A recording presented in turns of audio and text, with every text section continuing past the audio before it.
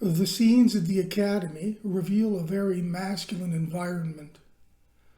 We witness the cadets listening to a weapons expert. We see them yelling while at attention in a downpour. There's even a rugby match. A little later, we'll witness their training in all of its virile splendor. We should also note that women are never in the foreground of a scene. As unlikely as it seems, I believe that there are only two very brief moments when a woman can be noticed, once in the classroom, and the second at the graduation ceremony. Given this supercharged virile environment, we shouldn't be too surprised by the sexual taunts and homophobic slurs aimed at the firemen. Fuck you! Fucking queers. Firemen getting pussy for the first time in the history of fire or pussy. Hey, go save a kitten in a tree, you fucking homos!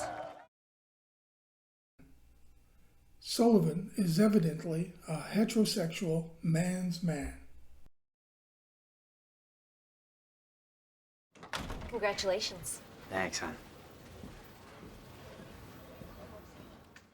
When Sullivan exits Queenan's office after their first meeting, he passes the administrative assistant seated outside and limits himself to a familiar "Hi, hun."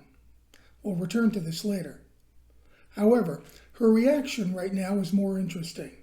She offers up congratulations, leans in towards him showing cleavage, smiles warmly, and keeps her eyes firmly upon him as he walks away. She's clearly impressed and is checking him out.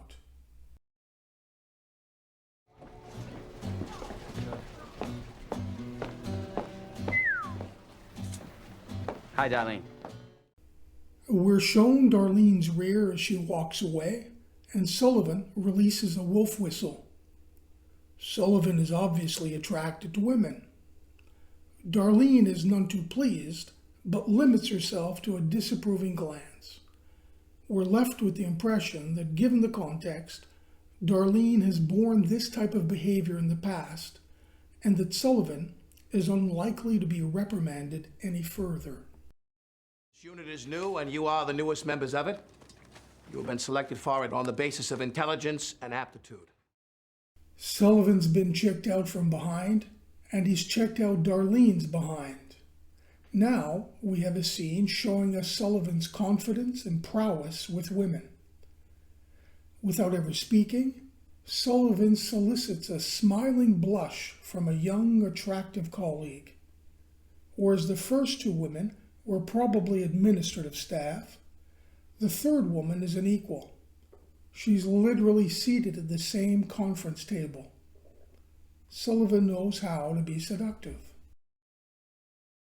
If the blushing woman at the table was a colleague on par with Sullivan, then his next encounter sees him performing in another weight class.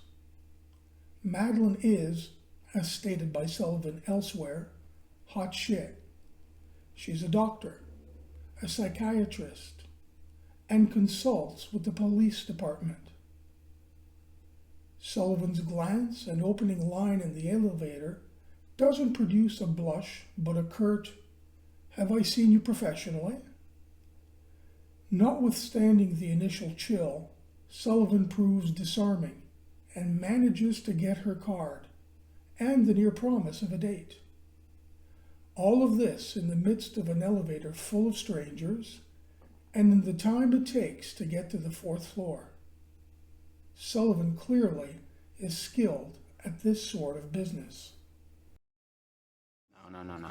No, I'm not on your couch. Well, you know what Freud said about the Irish. Yeah, I do. Mm-hmm. Yeah, if you actually do, I'll see you again. The setting for their first date is elegant. The conversation is lively. The company is attractive, and the food both refined and elaborate. Neither of them are completely at ease. The restaurant is clearly classier than that which Sullivan is used to. However, Sullivan is no fool. He quotes Freud correctly, thereby impressing Madeline, and obtaining the promise of seeing her again. What Freud said about the Irish is we're the only people who are impervious to psychoanalysis. Yeah, he said that. With me. Hey. Don't say. Fuck with the fucking phone! Stop it! The phone. The setting is Madeline's first morning as a resident at Sullivan's apartment. Sullivan's ardor for Madeline is insistent, but frustrated on 2 occasions. Sullivan gets angry at the phone, but relents, and later has to let the movers in, even though this interrupts his embrace of Madeline. Clearly, Sullivan is portrayed as a hot-blooded heterosexual male who repeatedly makes advances on Madeline. Yeah, you still want to stay? Yes. Yeah? Come on, I'm coming! It was the worst timing. Although neither sophisticated nor private, Sullivan's choice of the pornographic cinema for a meeting place surely reveals a heterosexual orientation.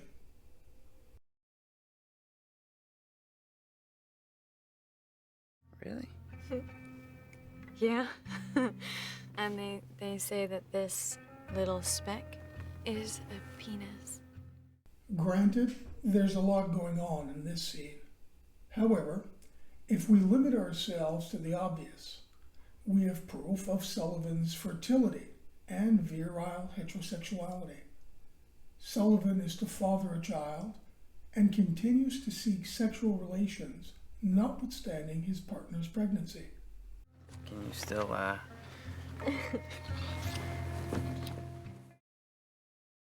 The scenes we've covered here don't require much in the way of comment. They are obvious and are clearly meant to be so. They evidently show us Sullivan's world as a macho, virile, and heterosexual place. The same cannot be said about Sullivan's real sexual orientation behind the appearances.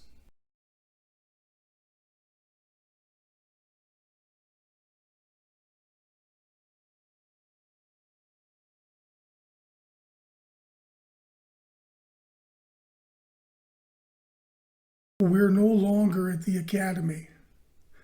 The real estate agent is quite open to the possibility of Sullivan having a sugar daddy willing to guarantee funds for the apartment. Because it's kind of a sort of a big place, and I have a co-signer. oh, cool. Yeah, you tend to have a house guest. That's cool. However, Sullivan is visibly annoyed and disturbed at the agent's assumption. Yeah, Just give me the papers. Sure.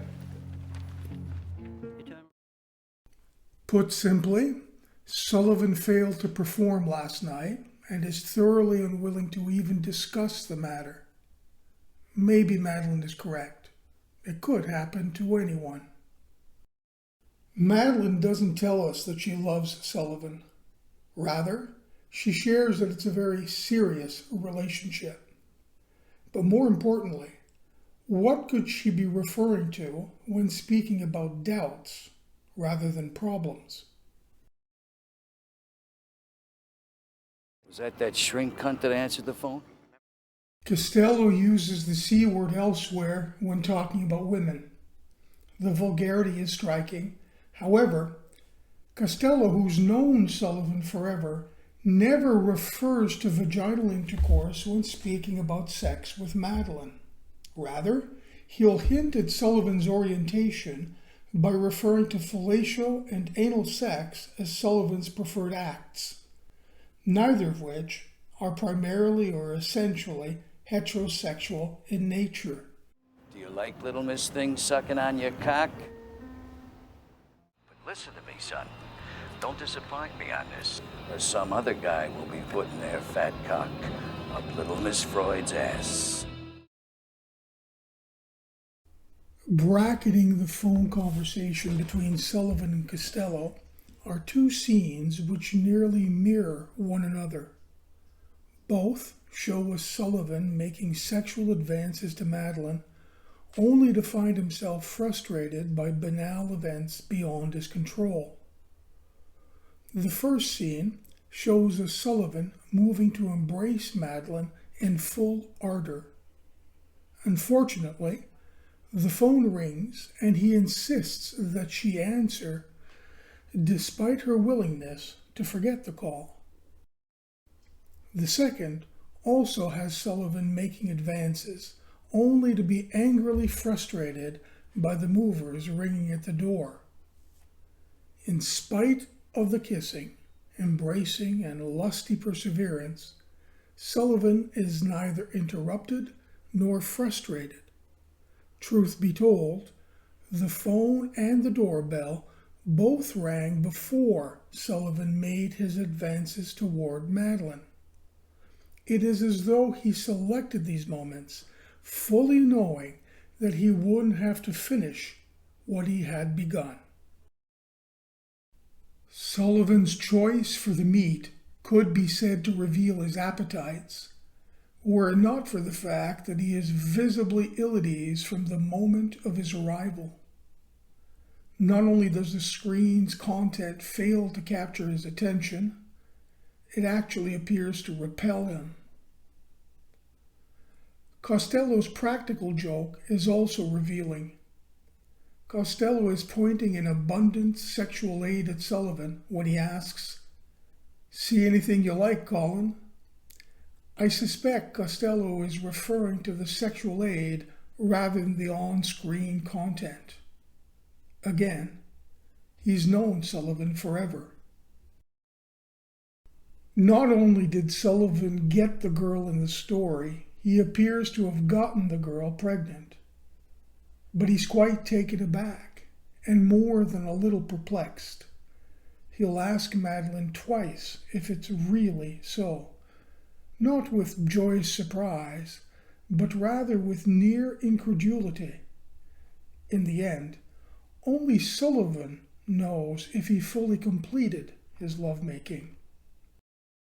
As to his desire to continue having sex in spite of her pregnancy, and embracing her on the bed, I doubt they had sex here given Madeline's near immediate arrival in the living room and her less than disheveled or post-coital appearance. Sullivan has been found out twice in this rooftop scene. Costigan is privy to two truths, and he's not very subtle about it. He'll first refer to Sullivan as a rat, and then as a faggot. However, whereas Sullivan can handle being called a rat, he cringes at the sting of having been revealed as gay, if only to Costigan. Sullivan is here able to maintain his cool in spite of the flurry of heavy insults. This is not idle banter. Nonetheless, he manages to reply to Dignam in a civil manner, focusing upon their work. In the end, however, Sullivan does strike back in kind, but only after Dignam has said "blow me." Again, any slur which might cast doubt upon Sullivan's heterosexuality is profoundly disturbing to him. The scene featuring Costello's death has Sullivan seemingly asking the same question twice. Frank's reply is that he's never given up someone who wasn't going down anyway. His reply tells us that the secret of Sullivan's corruption hasn't been revealed. The answer is general and could refer to anyone within Costello's criminal universe. However, Sullivan takes little comfort from this answer because his question was really twofold.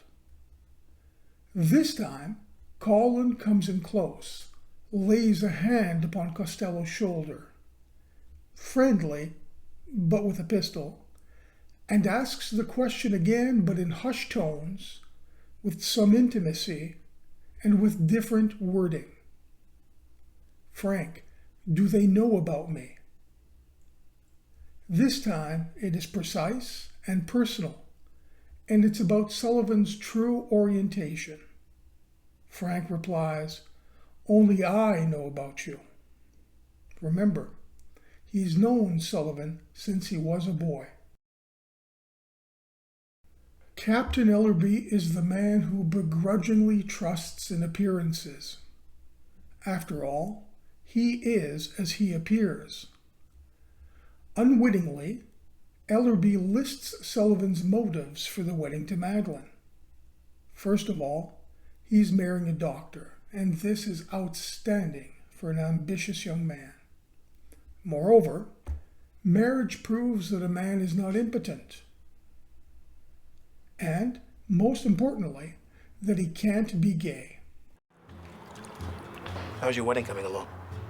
Great. Great, she's a doctor. Marriage is an important part of getting ahead. Lets people know you're not a homo. Married guy seems more stable. People see the ring, they think at least somebody can stand the son of a bitch. Ladies see the ring, they know immediately you must have some cash and your cock must work.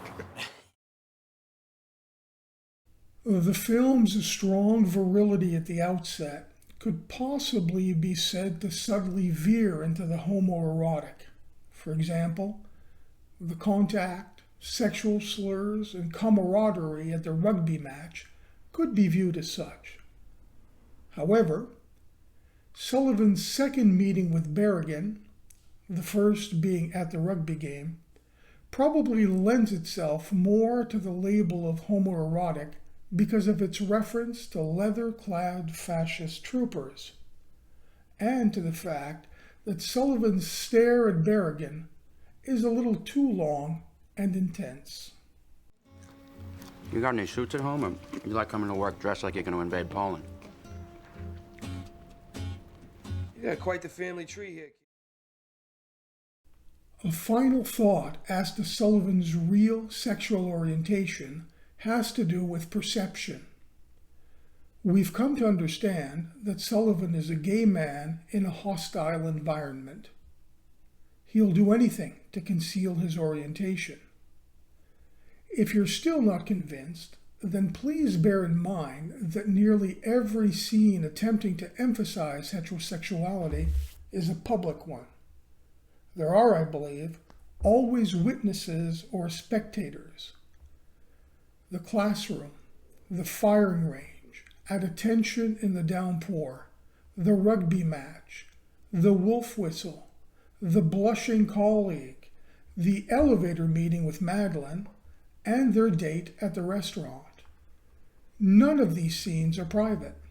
The point is that if you wish to effectively appear straight, there have to be witnesses to impress your orientation upon. Otherwise, why go through the act?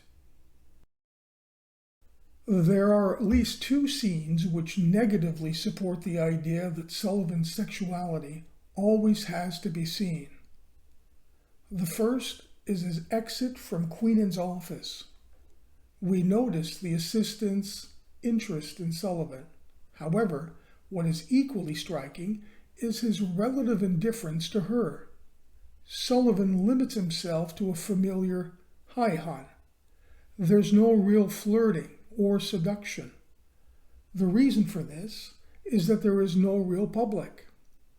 I say real because Costigan, given his necessary anonymity, cannot constitute an audience. So why should Sullivan pour on the charm if no one is going to witness his effort? The second scene is Sullivan's return to the office so as to check surveillance tapes in an effort to identify Costigan. This is the second time we see Darlene of the wolf whistle. Unlike the first time, here there is no public to witness Sullivan's lustful exuberance. They are alone, and Sullivan rather limits himself to polite and relatively banal pleasantries. There is no effort at sexual conquest. Why perform a role if there's no audience to consume it?